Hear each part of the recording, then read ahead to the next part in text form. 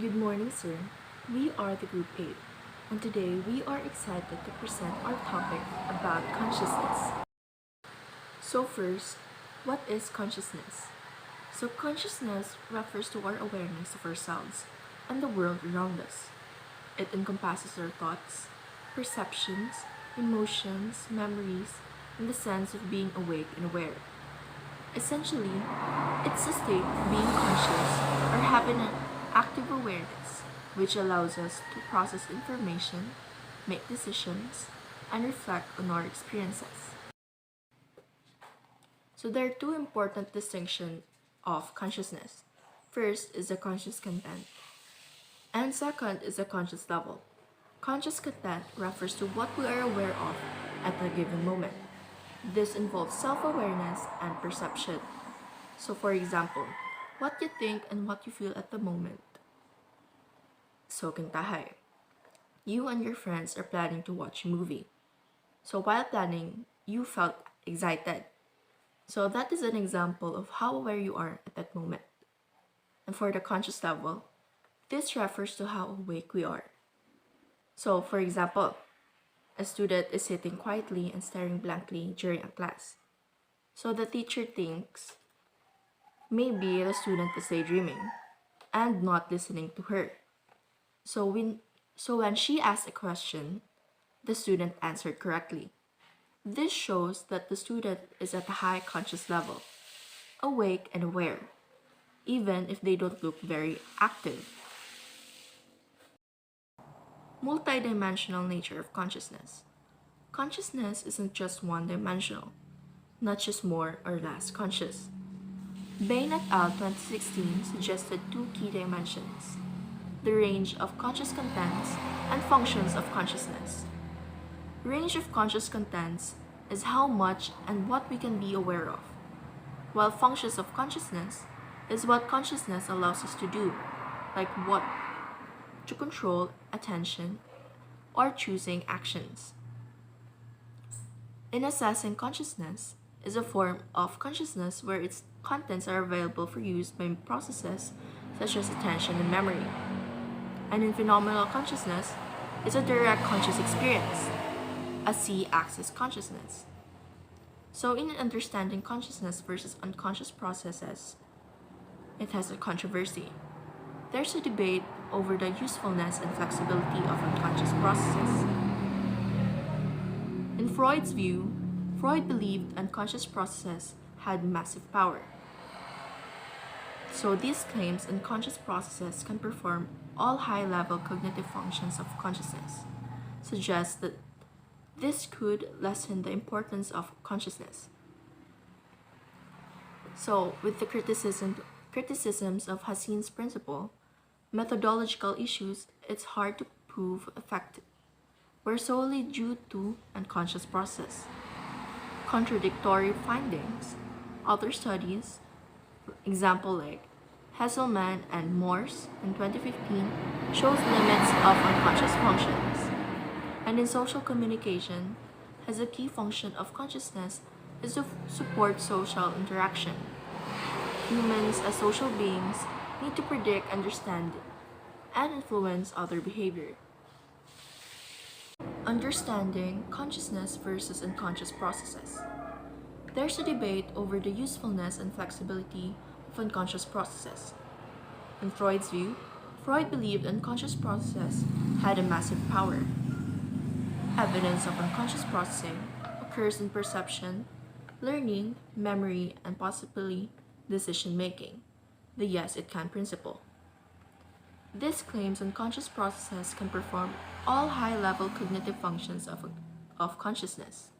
Example, reasoning, goal pursuit, and cognitive control. Suggest this could lessen the importance of consciousness. But with the criticisms of Hassin's principle, methodological issues, it's hard to prove effects were solely due to unconscious processes. Contradictory findings. Other studies, example, Hesselman and Morse 2015, shows limits of unconscious functions. So in social communication, A key function of consciousness is to support social interaction. Humans, as social beings, need to predict, understand, and influence other behaviors. For the next slides, will be discussed by Jovan and Gilmore. Hey guys, so for the next part of our video report presentation, we are going to be talking about assessing the consciousness and the conscious experience. Now I know most of us, if not all of us, are already very familiar with the word consciousness. In fact, kanunay na to ni ma-encounter nga word, especially because we are psychology major students and it's one of the studies that we deal with. Most probably, if I were to ask you unsa inyong words or even phrases nga ma-relate to or ma-associate with the word consciousness, your answers would be like, siguro living in the present, or maybe being physically and mentally here right now at the present time or present moment. And before anything else, before we go further into the discussion, I have a question for all of you. And my question goes like, who among you here listening consider yourselves conscious or conscious human beings? So is it all the time, I'm all the time conscious, or is it like half the time conscious? So how many percent kaha bana nimo? By the way, keep in mind those answers because we are going to be talking about that in the later part of our discussion. Let's go to the first part, which is the overview of consciousness. So there are actually a lot of strands. So there are various strands of research na nag-deal with consciousness because consciousness is a very complex study, and among these are cognitive psychology.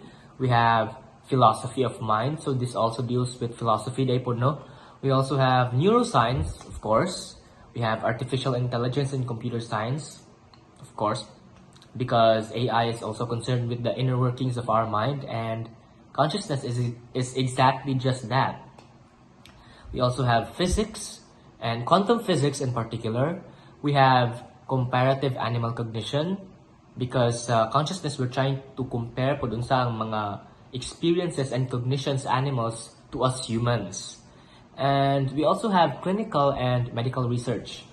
Now, there have actually been a lot of debates over whether consciousness can be accurately measured. Pero ang stand ani sa most of researchers is that consciousness is subjective by nature. So what does this mean? Ano nakaingon mata nga subjective ni? So I'm going to give you an example. So consider this. One example is, for example, ako and ikaw. So there's this music, the same music nga we are hearing nga gipa-hear sa atong duha. And the same music atong na-hear could have different interpretations for the both of us. So different ang experience. Pwede nga, while listening, I felt happy and you felt otherwise, or you felt a different kind of emotion. So lahi-lahi ta, that's why it's subjective and it can't be measured accurately, or we can't arrive at an answer jud nga one shoe fits size all na concept. And this is very difficult for science kay diba science deals with kailangan sila og kanang mga objective nga findings o sa ilang experiments and things that can be observed nga pwede nila ma-quantify and ma-report and also nga ma-replicate nila. That's why it's very difficult kay we can't directly observe our experiences, especially our inner experiences. We can only observe it through our observations sa ilang actions. Much of human behavior much of our human behavior is controlled by automatic, non-conscious processes. Sigmund Freud has a contribution in consciousness. Katagaan niya og iceberg, the tip of the iceberg concept. So nag-ingon siya nga, ang tip kuno adto was like 10% and katong ubos sa iceberg is 90%. And ang tip adto, mao kuno to ang mental life nga conscious ta. And the rest of it, katong 90% is unconscious ta. So di ba grabe kayo? So it can make us think. It's very interesting, it's very amazing nga kanina atong human activities, much of human activities unconscious day, and just 10% of it ay conscious. We also have here his mind wandering and meta-awareness theory. So it's a study nga nag-concern that people mind wander all the time. So mind wonder ka naman mo drift atong hunahuna bitaw. So about 30 to 50% of the time kuno, our conscious attention drifts even without us noticing. So dili na daw necessary nga makaibaw ta. And ana ra kuno ta makaibaw nga nag-mind wonder ta until naa na kuno interruption nga makarealize ta nga, uy, nag-mind wonder man ko day. Uy, lahi na man ito kung yun na. And we also have here conscious experience reporting. We have the terms underreporting and overreporting phenomena. And kani sila maka-affect ni sila sa data validity sa atong mga researches. Pwede nga ma-flawed atong research.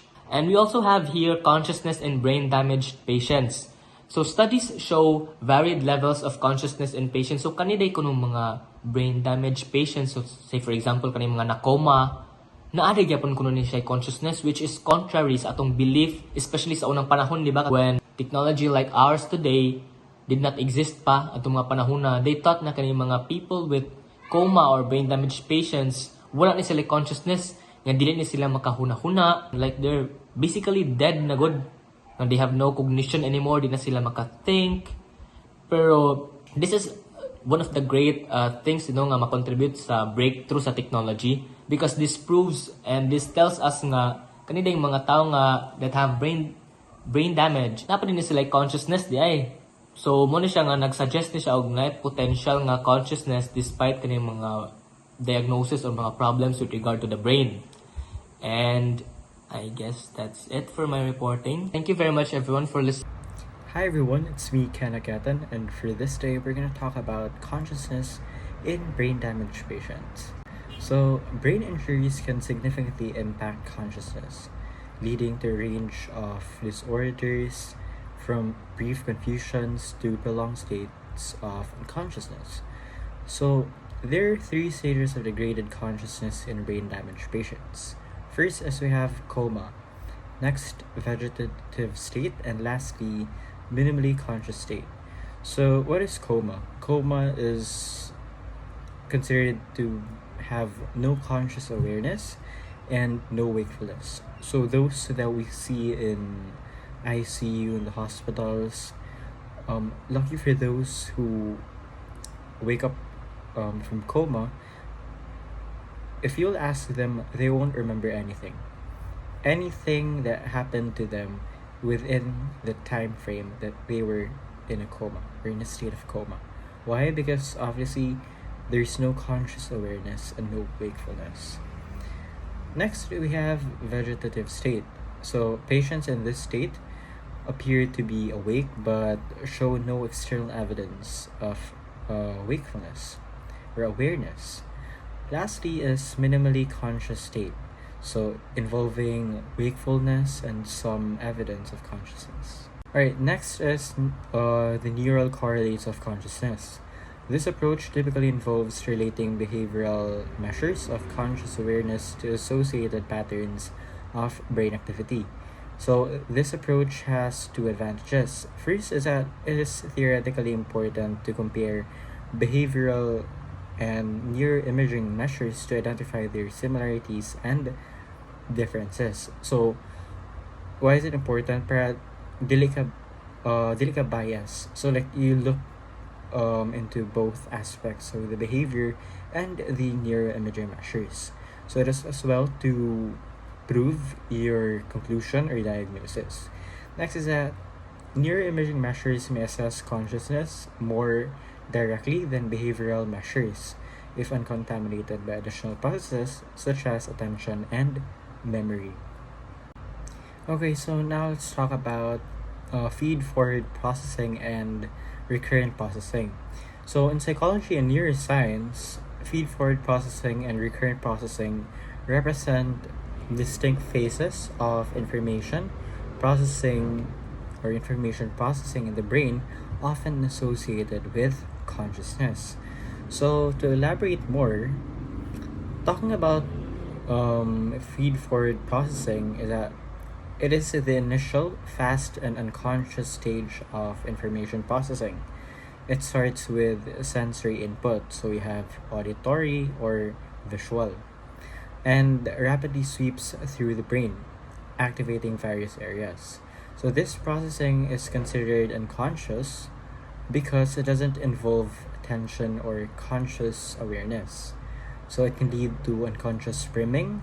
So we all know that priming is under the implicit memory, and then or habituation, but not necessarily conscious experience. While recurrent processing, on the other hand, it involves the feedback of information back to earlier stages of processing. So, recurrent processing allows the brain to refine and integrate information, leading to more complex and conscious experiences. So, to compare and contrast feed-forward processing and recurrent processing, if you talk about feed-forward processing, is like it is the input or the sensory, it's the information processing that starts with sensory input and not necessarily um, includes conscious awareness or attention. However, if we talk about recurrent processing, it refers to or it involves the feedback of information. So again, feed forward processing is the input, while recurrent processing is the feedback. That is why in recurrent processing, it allows the brain to refine and integrate information. So we have some examples here about or regarding feed forward and recurrent. So first example is visual perception. So when you see an object, the initial feed forward sweep quickly processes features like colors, edges, and shapes. However, tungod kay or need ka consciously aware, we have the recurrent processing. So the recurrent processing is needed to integrate these features and focus attention. Another example, so we have auditory perception. So similarly, hearing a sound involves an initial feed-forward sweep to process the auditory input. And then with the recurrent processing, it allows for the conscious experience of understanding the sound, its meaning, and its source. So in summary, feed-forward processing is the input or the initial rapid unconscious sweep of information, while recurrent processing involves feedback and looping and is thought to be essential for conscious awareness and higher order cognitive function. Okay, so next we're gonna talk about backward masking. So what is backward masking? It is a cognitive phenomenon where the perception of a stimuli or a stimulus is suppressed by a subsequent stimulus presented immediately after. So we have, for example, we have two examples here about the visual backward masking and the auditory backward masking. So for visual backward masking, for example, is that a researcher flashes a grid on a screen for a few milliseconds. So take note, a few milliseconds only. Followed immediately by a pattern of random lines, the viewer might not consciously report seeing the grid, but their unconscious brain might process it. So another example is the auditory backward masking.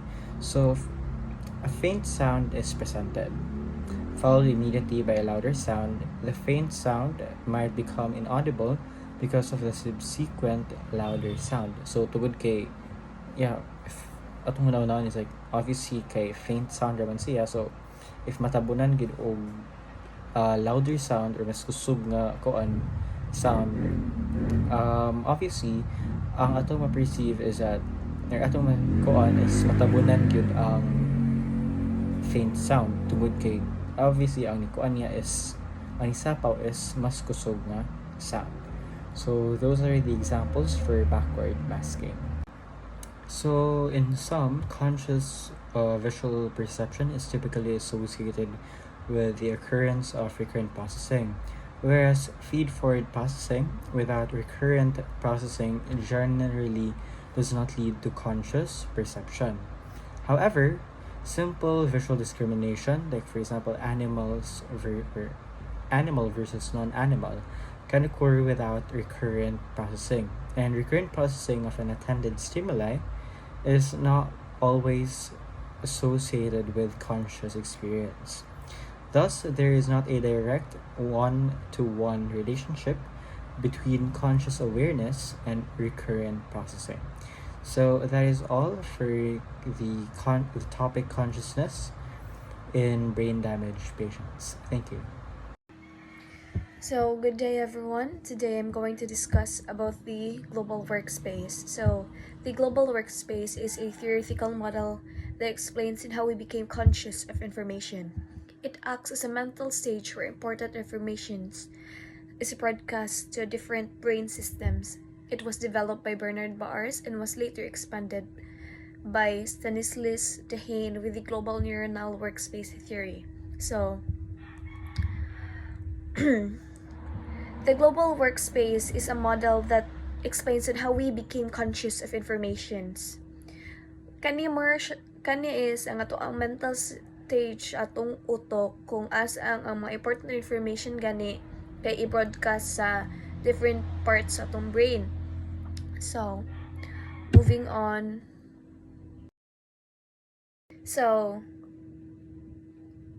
We have the key features of the global workspace theory. So the first one is the selective accessing.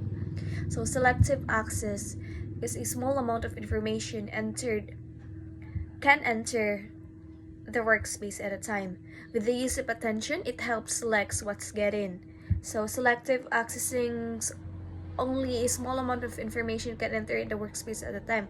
Mao nga kanibitong limitado ang ma-process ato ang conscious state. With the help of attention, it filter out the brain kung unsa jud dapat ang angay nato nga i-store or angay nga i-focus bitaw. Example na kay like nag-study ka sa library. Like ako, nag-study ko sa library tas during finals ni then banha na bitaw kayong palibot nga na kani uban nagtabi, nag-discuss, then ako mas gipili jud sa akong brain nga mag-focus na sa ako ang gibasa para makatuon ko. Mo na siya gitawag nga selective accessing. So moving on, we have the broadcasting. So once in the workspace, the information is shared with the other parts of the brain. This makes it conscious and usable for tasks like thinking and decision making. So once nga ang information nga is makasud na sa to ang workspace, gi-share na siya sa katong kuan, diba? Gi-share na siya sa different parts sa to ang brain. Then tungod ana ang kana nga mga information mahimo na siyang conscious, dayon magamit na nato na siya for like kuan kaning maghuna-huna ka or like kaning mga decision making gani ingana gani. Then ang example ana kay kadtong pag midterm na to, di ba nagpa kaning quiz si sir, tas ug unsay nagawa sa quiz mao say nagawa sa midterm nga exam. Dayon pagkabasa nako sa test questionnaire sa ang akong utok kay like ni function dayon ni share siya sa different parts sa ako ang brain. Dayon nakahuna-huna kung unsay ako mga answer to unsa nga mga letters mo na siya use sa broadcasting. So we also have the integration. So it combines input from senses, memory, and reasoning as well.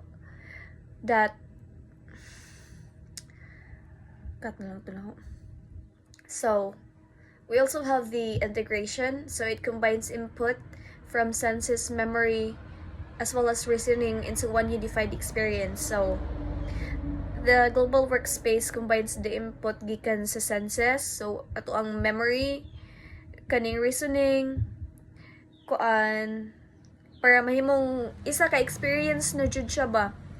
Mura siya kaning gisumpay-sumpay bitaw tanang panghitabo, tanang na feel, na huna-hunaan, na dungog, kuan nimo para gani commercial maka-construct siya o kaning klaro nga panghitabo gani or klaro nga kuan ba experience nga na. Example na kay kaning nakadungog bitaw ko music unya nakahinumdum ko sa memory na ba nga nasabtan ako ang feeling ana nga wala oy nga niingana pud mi gana ba mo na siya integration. So we have the real world analogy.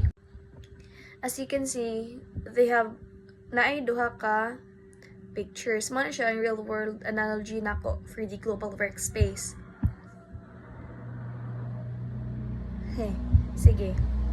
So, example number 1 is, as you can see, no, na ay theater, na mga tao, na ang spotlight. So, imagine as the stage as the global workspace.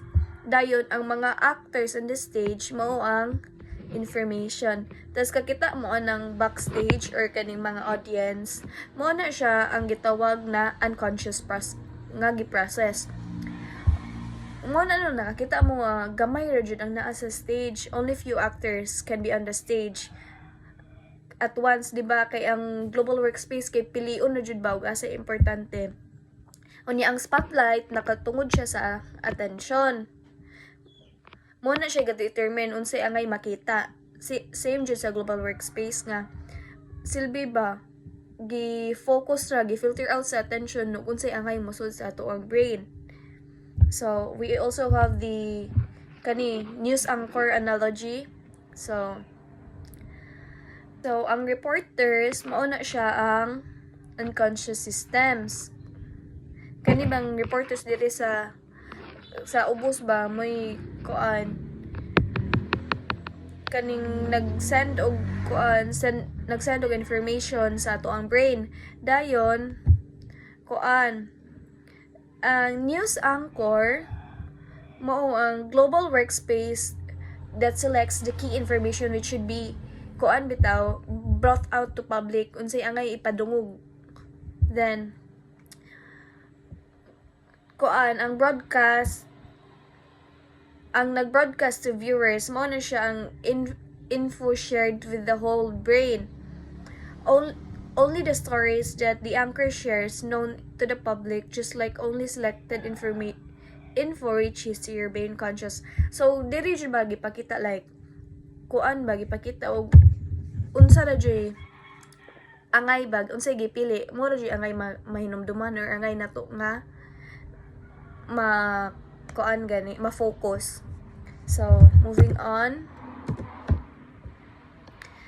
the importance of cognitive psychology in global workspace. So this explains in how we focus attention becomes aware and control behavior.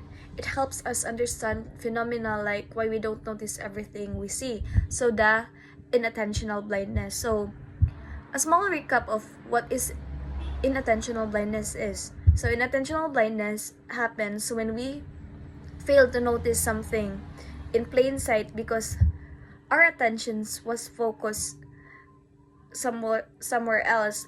Ang example na kay kadto ganing real world analogy po ni katong ako si Jael tas nasuko si Ken mo namin may dapit sa library pero nakoy kasturya at that time tas na space namong duha ni Jael unya nilabay ko na si Ken na nga paspas ko yung kuno kayo lakaw. Tas wala ko nakabantay ba. Tas nangita ko ni Ken. Kung nga day, asa si Ken?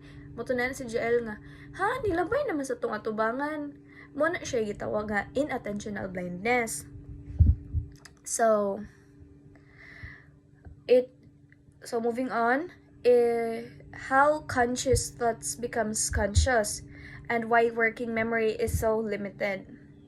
So moving on, how conscious thoughts become conscious. So in our mind, it constantly processes informations in the background.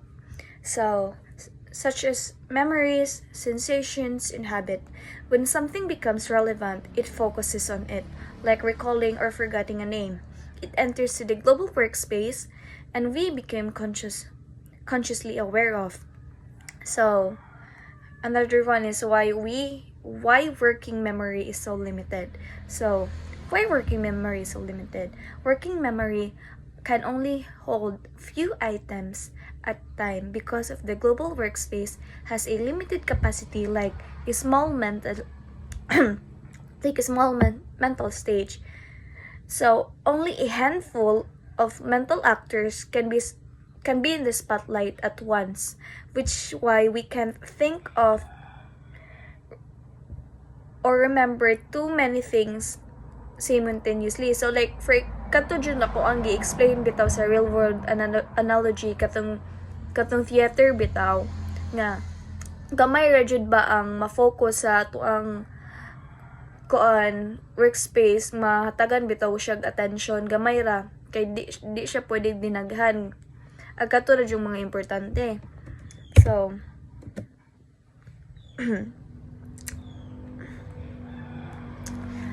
to sum it up, the global workspace is the brain's central stage for conscious processing. It filters, selects, and broadcasts important informations.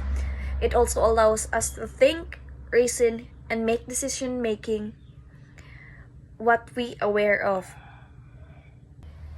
And lastly, it is a crucial concept in both cognitive psychology and neuroscience for the global workspace.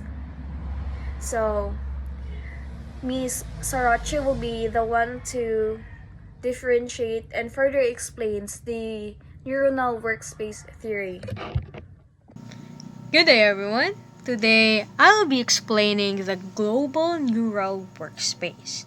So, this theory was proposed by two scientists, Stanislas Dehaene and Gian-Pierre Chandra. So, GNW suggests that consciousness happens when information is broadcast widely across a large neural network in our brain. So, it specifically involves the frontal and parietal regions of the brain. To make it simple, image information as a message being announced over a loudspeaker that the whole brain can hear. That's when we become conscious of it.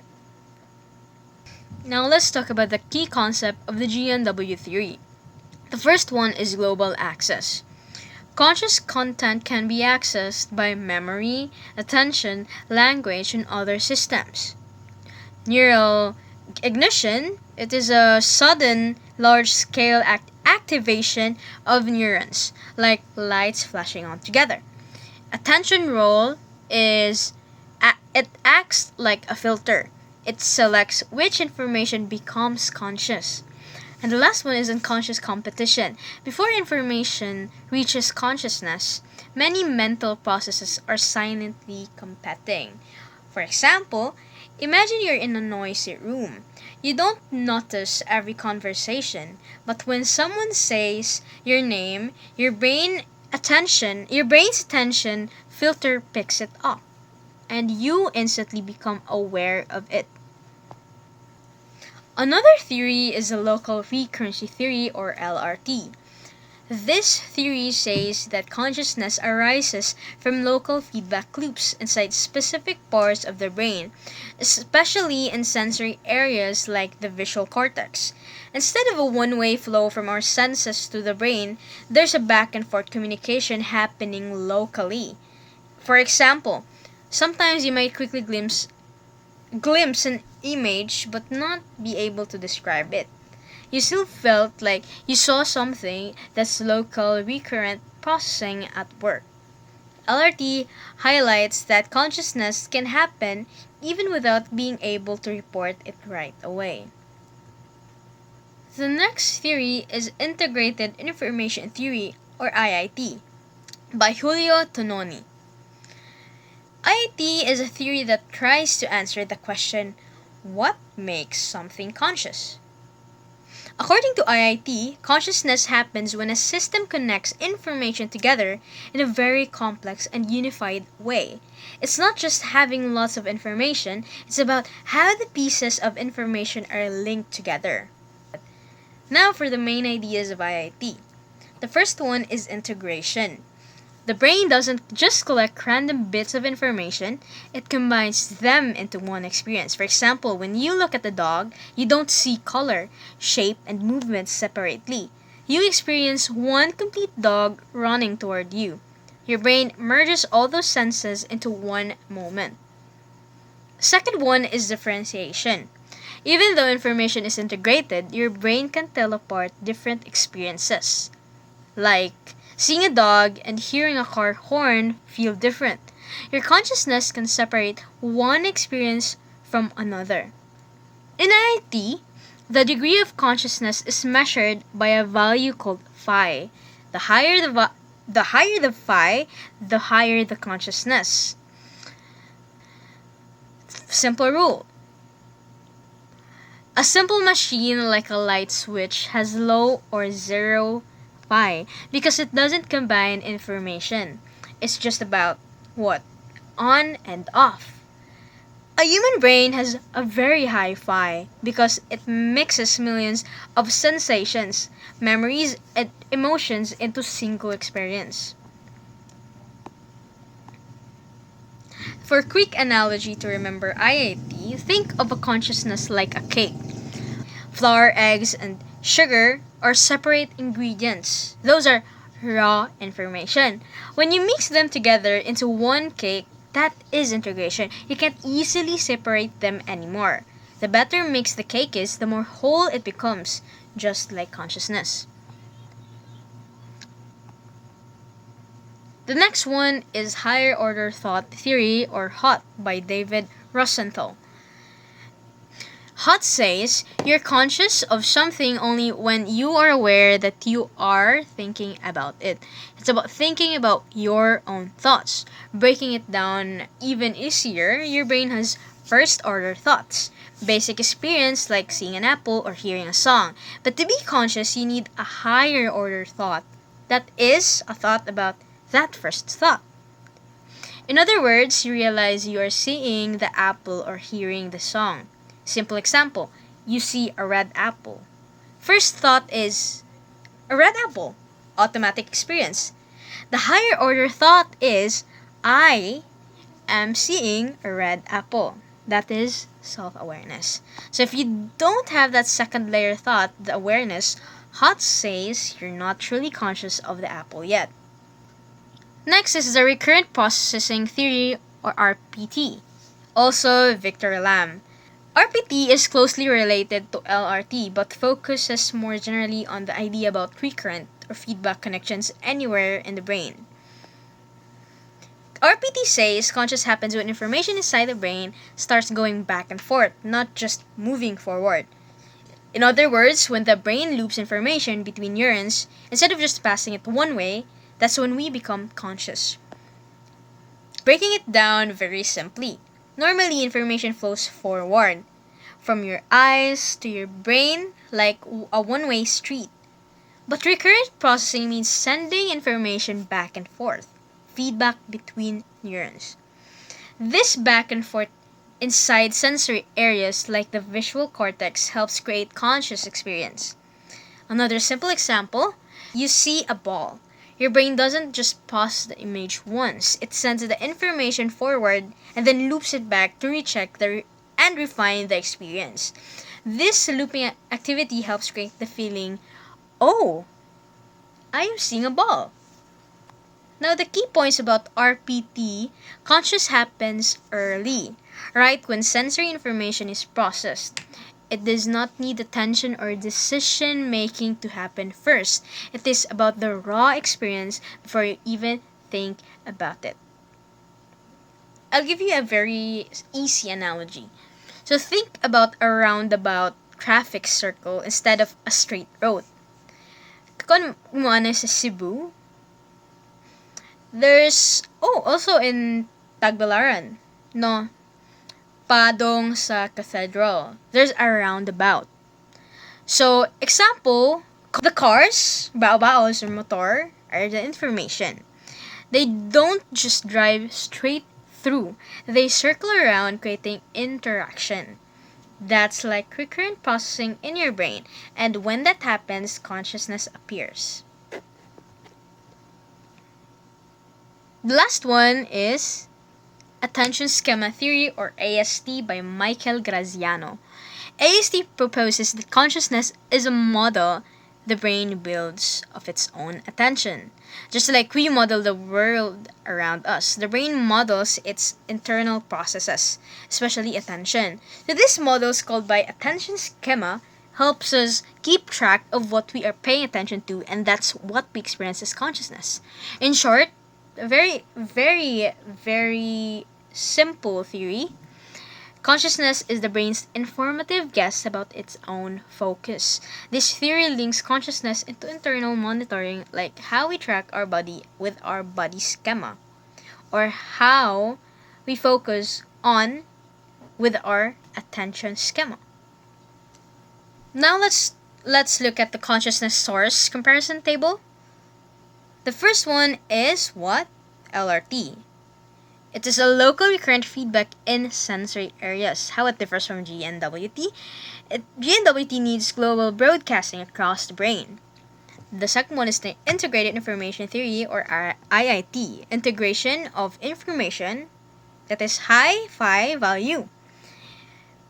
It differs from GNWT because GNWT focuses on accessibility and broadcasting, not phi. For hot, thought becomes conscious when reflected upon. GNWT does not require metacognition. Fourth one is the recurrent processing theory, or RPT, early local feedback loops. GNWT relies on late stage global access. And the last one is attention schema theory, or AST, model of one's own attention. So it differs from GNWT because GNWT does not depend on internal models. Now to sum it up, GNWT theory explains how unconscious processes become conscious by broadcasting information widely. It involves widespread brain activation and attention. It stands apart from theories like hot, IT, and local feedback theories. And finally, it is supported by neuroimaging and cognitive studies. Now that is all for our report. Bye.